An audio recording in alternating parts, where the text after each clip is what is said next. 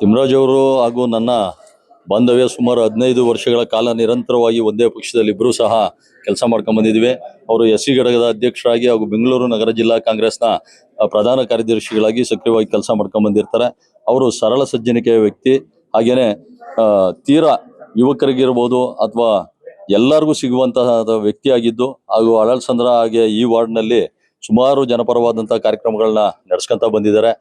ಅವರು ಸಹ ಈ BBMP ಚುನಾವಣೆಯ ಆಕಾಂಕ್ಷಿಯಾಗಿದ್ದು ಅವರು ಪ್ರಬಲ ಪೈಪೋಟಿ ಕೊಡ್ತಿದ್ದಾರೆ ಅಂತ ನನ್ಗೆ ಅನಿಸ್ತದೆ. ಯಾಕೆಂದ್ರೆ ಈ ವಾರ್ಡ್ನಲ್ಲಿ ಸುಮಾರು ಜನ ಆಕಾಂಕ್ಷಿಗಳಿದ್ದಾರೆ. ಅವರು ಸಹ ಒಬ್ಬ ಆಕಾಂಕ್ಷಿ. ಸಾಲದಿದ್ದಕ್ಕೆ ಸನ್ಮಾನ್ಯ DK ಶಿವಕುಮಾರ್ ಅವರ ಆಪ್ತರು ಸಹ ಅವರಾಗಿದ್ದಾರೆ.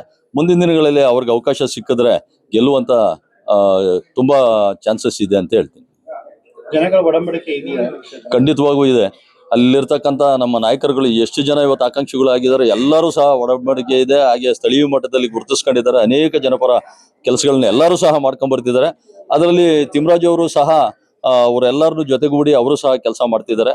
ಎಲ್ಲರಿಗೂ ಚಿರಪರಿಚಿತರು ತಿಮ್ಮರಾಜ್ರವರು. ಇನ್ನೊಂದು 7 ವಾರ್ಡ್ಗಳಲ್ಲೇನೂ ಕೂಡ ನಿಮ್ಮಲ್ಲೇನೆ ಯಾರಿಗಾನ ಕೊಟ್ಟರು ಕೂಡ ನೀವು ಕೆಲಸ ಮಾಡ್ತೀರಾ ಒಗ್ಗಟ್ಟಲ್ಲಿ? ಈಗ ತಾವ್ ಹೇಳ್ದಂಗೆ 7 ವಾರ್ಡ್ಗಳಲ್ಲಿ ಯಾವ್ದು ಸಹ ಬಿರ್ಕಿ ಅನ್ನೋದಿಲ್ಲ ನನಗನ್ನಿಸ್ತಂಗೆ. ಯಾಕೆಂದ್ರೆ ಎಲ್ಲ ಆಲ್ಮೋಸ್ಟ್ ನಾವು ಫೈನಲ್ ಆಗಿದೆ. ಆಕಾಂಕ್ಷಿಗಳ ಪಟ್ಟಿ ದೊಡ್ಡದಿರ್ಬೋದು, ಆದ್ರೆ ಹೈಕಮಾಂಡ್ ಲೆಕ್ಕಾಚಾರದಲ್ಲಿ ಆಗ್ಲೇ ನಾವು ಆಕಾಂಕ್ಷಿಗಳನ್ನ ಫೈನಲ್ ಮಾಡಿದೀವಿ. ಆದ್ರೆ ಈ ವಾರ್ಡಲ್ಲಿ ಅತಿ ಹೆಚ್ಚು ಆಕಾಂಕ್ಷಿಗಳು ಇರೋದ್ರಿಂದ ಸಾಲದಿದ್ದಕ್ಕೆ ಎಲ್ಲರೂ ಸಹ ಪಾರ್ಟಿಗೋಸ್ಕರ ದುಡಿದಿದ್ದಾರೆ. ಅವತ್ತಿಂದ ಸಕ್ರಿಯವಾಗಿ ಕೆಲಸ ಮಾಡ್ತಿದ್ದಾರೆ. ಸ್ಥಳೀಯ ಮಟ್ಟದಲ್ಲಿ ಗುರುತಿಸ್ಕೊಂಡಿದ್ದಾರೆ.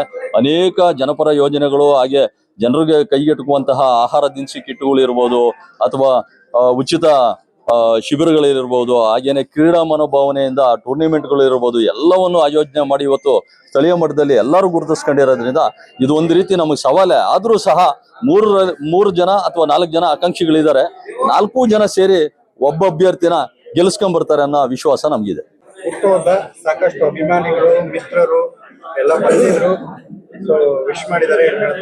ಸರ್, ಇದು ಬೇಗನೆ ಇದೊಂದು ಕಾರ್ಯಕ್ರಮನ ಒಂದು 2 ದಿವಸದಲ್ಲಿ ನಾವು ಸ್ಟಾರ್ಟ್ ಮಾಡಿರೋದು. 2 ಡೇಸಲ್ಲಿ ಎಲ್ಲ ನಮ್ಮ ನಾಯಕರುಗಳಾದಂಥ ನಮ್ಮ ನಾಯಕರು ಕೇಶವರಾಜಣ್ಣವರು ಮತ್ತು ಮತ್ತೊಬ್ಬರು ನಮ್ಮ ಯಲಹಂಕ ಕ್ಷೇತ್ರದ ಮಾಜಿ ಶಾಸಕರಾದಂಥ ಪ್ರಸನ್ನ ಕುಮಾರ್ ಸರ್ ಅವರು, ಮತ್ತು ನಮ್ಮ ಜಿಲ್ಲಾ ಅಧ್ಯಕ್ಷರಾದಂಥ ಅಬ್ದುಲ್ ವಾಜೀದ್ರವರು, ಮತ್ತು ಬ್ಲ್ಯಾಕ್ ಅಧ್ಯಕ್ಷಗಳು, ಜಿಲ್ಲಾ ಅಧ್ಯಕ್ಷಗಳು, ಮತ್ತು ನಮ್ಮ ಇಂಪಾರ್ಟೆಂಟ್ ನಮ್ಮ ಶಶಿಕುಮಾರ್ ಅವರು, ನಮ್ಮ ಶ್ರೀನಿವಾಸ್ ಅವರು, ಇಲ್ಲಿಯ ಬ್ಲ್ಯಾಕ್ ಅಧ್ಯಕ್ಷರು ಅವರು, ಎಲ್ಲ ಮುಖಂಡತ್ವ ನಮ್ಮ ಶ್ರೀನಿವಾಸ್ ಅವರು ಬಂದಿದ್ದಾರೆ. ಎಲ್ಲ ಮುಖಂಡತ್ವದಲ್ಲಿ ನಾನು ಹುಟ್ಟುಹಬ್ಬ ಶುಭ ಕೋರಕ್ಕೆ ಬಂದಿದ್ದಾರೆ. ಅವರಿಗೆಲ್ಲ ಮೊದಲನೇದಾಗಿ ಧನ್ಯವಾದಗಳನ್ನು ನಾನು ಅರ್ಪಿಸೋಕ್ಕೆ ಬಯಸ್ತೀನಿ ಸರ್. ಸಾಕಷ್ಟು ಜನ ಮಹಿಳೆಯರು ಕೂಡ, ಎಲ್ಲ ಮಹಿಳಾ ಅಧ್ಯಕ್ಷಗಳು, ಗ್ಯಾರಂಟಿ ಅಧ್ಯಕ್ಷಗಳು ಎಲ್ಲ ಬರ್ತಾ ಇದ್ದಾರೆ, ಇನ್ನೂ ಬರ್ತಾ ಇದ್ದಾರೆ, ಮೇಲೆ ಇದ್ದಾರೆ ಎಲ್ಲರೂ. ಅವ್ರಿಗೆಲ್ಲ ಸೇರಿ ನಾನು ಒಂದು ಅಭಿನಂದನೆ ಸಲ್ಲಿಸ್ತಾ ಇದ್ದೀನಿ ಸರ್. DK ಶಿವಕುಮಾರ್ ಅವರ ಆಶೀರ್ವಾದ ಸಿಕ್ತು. ಮತ್ತೆ ನಮ್ಮ ಈ ಒಂದು ಹುಟ್ಟುಹಬ್ಬ ಕಾರ್ಯಕ್ರಮಕ್ಕೆ ಪಕ್ಷಾತೀತವಾಗಿ ಪ್ರತಿಯೊಬ್ಬ ಮುಖಂಡರು ಬಂದಿದ್ರು.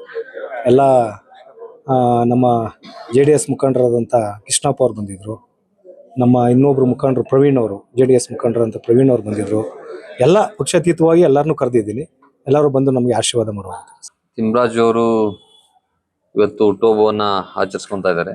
ಈ ಒಂದು ಯಲಹಂಕ ಕ್ಷೇತ್ರದ ನಮ್ಮ ಕಾಂಗ್ರೆಸ್ ಪಕ್ಷದ ಬ್ಲಾಕ್ ಅಧ್ಯಕ್ಷರು, ಮತ್ತೆ ಅವರು ಹಿಂದಿನಿಂದಲೂ ಹೋರಾಟಗಾರರಾಗಿ ಬಂದಂಥವ್ರು. ಈ ಒಂದು ಕ್ಷೇತ್ರದ ಬ್ಲಾಕ್ ಅಧ್ಯಕ್ಷರಾಗಿರುವಂತದ್ದು ಬಹಳ ಮುಖ್ಯವಾದ ಜವಾಬ್ದಾರಿ. ಕಾಂಗ್ರೆಸ್ ಪಕ್ಷ ಆ ಜವಾಬ್ದಾರಿ ಕೊಟ್ಟಿರುವಂತದ್ದು, ಮತ್ತೆ ಅವರು ನಿಭಾಯಿಸ್ತಾರೆ, ಆ ಶಕ್ತಿ ಇದೆ ಅಂತ ಕೊಟ್ಟಿದ್ದಾರೆ. ಮತ್ತೆ ಈ ಒಂದು ಲೋಕಲ್ ಅಲ್ಲೂ ಕೂಡ ಬಹಳ ಹೆಸರುವಾಸಿ ಆದಂತವ್ರು, ಕಾಂಗ್ರೆಸ್ ಪಕ್ಷ ದುಡಿದಂತವ್ರು.